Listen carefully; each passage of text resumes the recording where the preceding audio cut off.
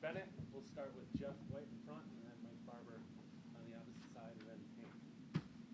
Tony, it was still a tight game late in the first half when Kihei had those back-to-back steals and layups, got the crowd going in the game. Were you waiting at that point for one of your veterans to step up like that? Yeah, I think so. I told him I have not seen a guy pick someone's pocket 2 times in a row. That was impressive. And then I remembered after the game, and I said that, I go, I take that back.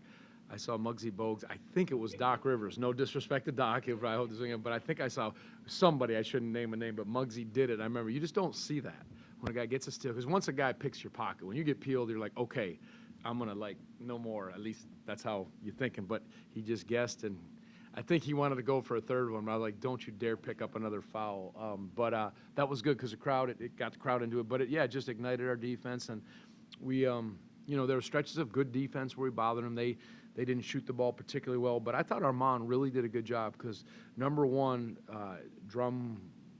Goul, however you pronounce it, is, he can get it going. And he was 1 of 7. I think he was 6 of 8 in his last game from 3 or in there. And so I thought Armand was really really good defensively, and of course he had a good offensive game. And so the veteran play of Jaden and Armand, and then Kihei was good. And then we got a good lift from our bench. The end was a little disappointing, the way the guys sort of had some breakdowns. And I said it matters. I told that to some of our guys. It matters at the end to work on your game and use those. But again, they played pretty hard for the most part. There's some good things and certainly things to keep working on. Tony, obviously you didn't have Reese. What was that? Playing it safe, getting him healthy? Was he a no-go? What's his status? I was hoping, we had 4 days off after the Miami game, and I was hoping that would really, because he played in the Houston and the Miami game and did a good job for the most part, and wasn't 100%. But we need Reese as close to 100% as possible, and I think it's improving. It just didn't feel quite right. And we decided let's give him a full week and then reevaluate. So that'll be, obviously the 4 days from the Miami game, and now it's been 3 days, so it's been 7 days, and let's just see where he's at. And I hopefully this will just try to get you over the hump. As I told you last time, a hamstring pull or different things can take a little while, so we've got to be as smart as we can and just respond and read how he's feeling and keep giving him great rehab and then rest. So this will be a good 7-day period, and we'll reevaluate, and hopefully he'll be good to go, but it'll always be what's best for him.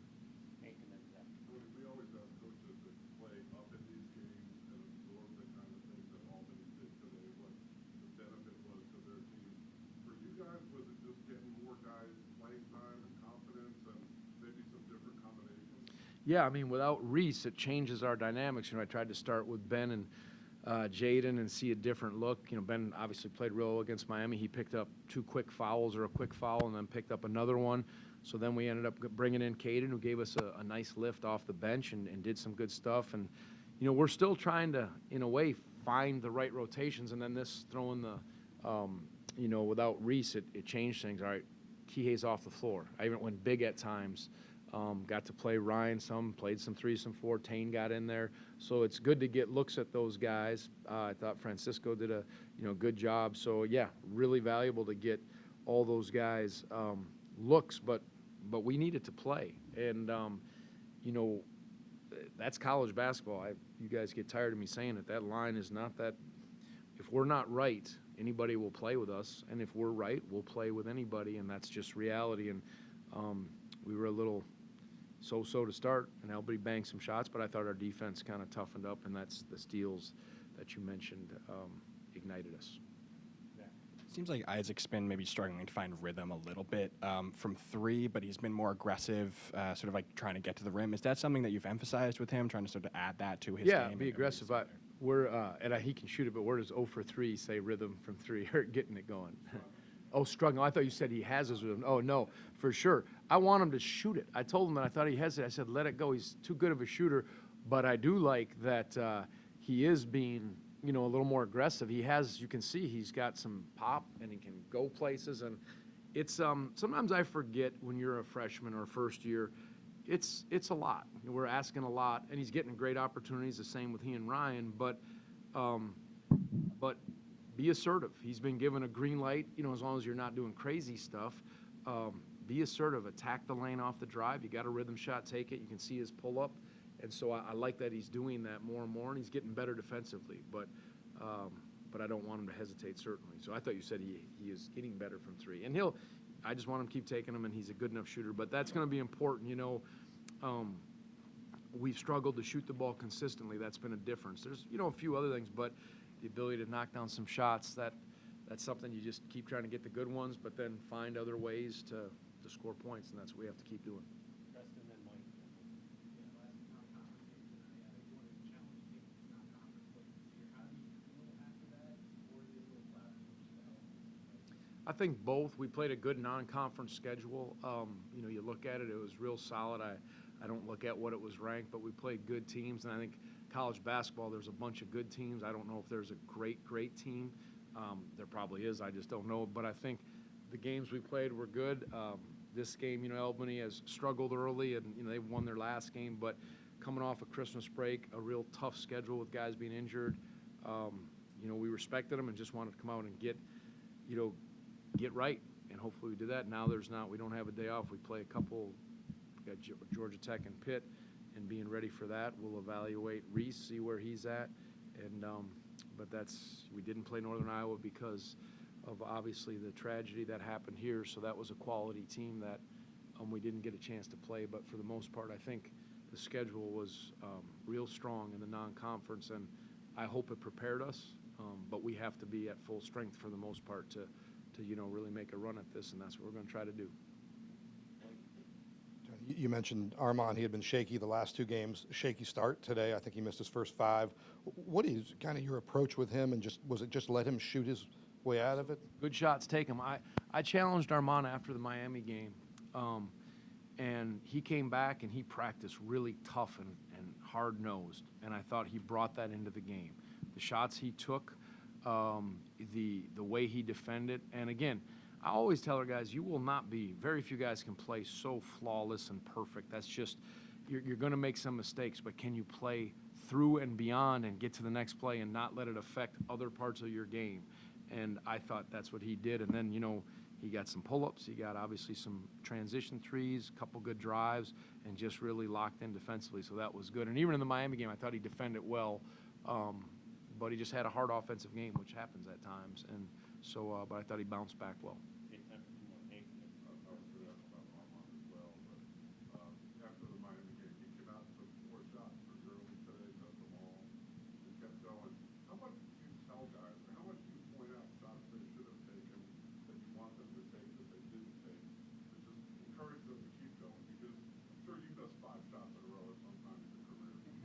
Um, Oh, and by the three. way, Three. I've been here since 95, and I still call them freshmen too. Yeah, that's right. No, yeah, I think a good shot is what you're always after. If it's early and it's a good shot by the right guy, all right, we might not want Francisco shooting a 3 early or, certain guys, but a good shot, a rhythm shot, you have to take it, and you can't, unless we called hey, we want to touch the post inside or touch the paint. But I have no problem with a rhythm good shot and on to the next. I think that has to be the mindset.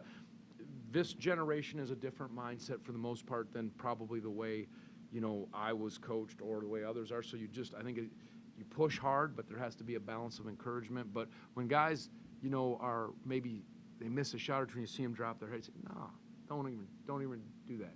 Take that shot, great shot. And because you never know. You watch the NBA play, these great players, they'll miss a bunch of shots, and then all of a sudden they get on a roll. So with Armand, I thought every shot he took was good.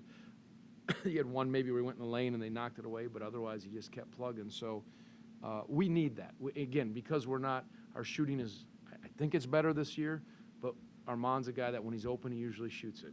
IMAC's got to be one of those guys. Other guys, if it's a rhythm shot, they can't hesitate, and that almost hurts us more. So absolutely what you said. Be free and let it go, and don't think too much. Oh, you got one in the back, and then Mike has a question about Coach Holland as well. Go ahead, Scott. Coach Kihei had 10 assists, I believe, tonight. I think that moves him into second place on the all-time list.